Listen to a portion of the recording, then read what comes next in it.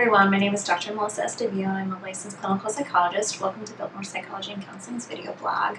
So like I mentioned before, October is Infant and Pregnancy Loss Month, and so we're talking about miscarriage, loss of a child, and the impact that that can have on relationships. So I've answered a few questions so far. The third one that I got that I wanted to highlight were, what are the effects of death of a child on a marriage? And oh gosh, if we go to some of the research, it is pretty devastating. For many couples that have lost a child, it actually does result in divorce. So for a second, I want to highlight maybe some of the reasons why, but also highlight some of the ways that that does not have to be inevitable.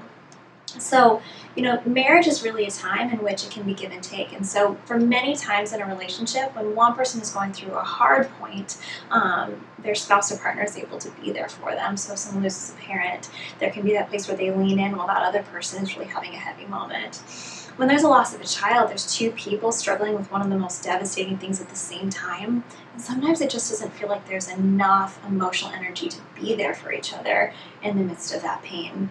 And so a lot of the things that we focus on in couples counseling is helping them be able to share this experience and show empathy in a way that doesn't feel like they have to fix it for each other, but they can just cry together and mourn together and be there together. It's also important that they not insulate themselves from other people, so they have this ability to lean on their friends and lean on their family.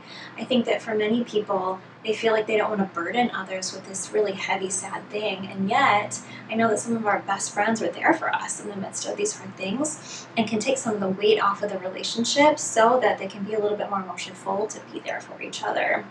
And so when I have had couples that have gone through something like this, they often bring in this fear of this research that it's inevitable that they're going to divorce or separate or have an end of the relationship, and again, that's just not the case. But when they're able to empathize, connect, and understand the heaviness of it and be there for each other, then that makes a huge difference. So like our video, subscribe, and leave some further questions for us in the comment section. Thanks again.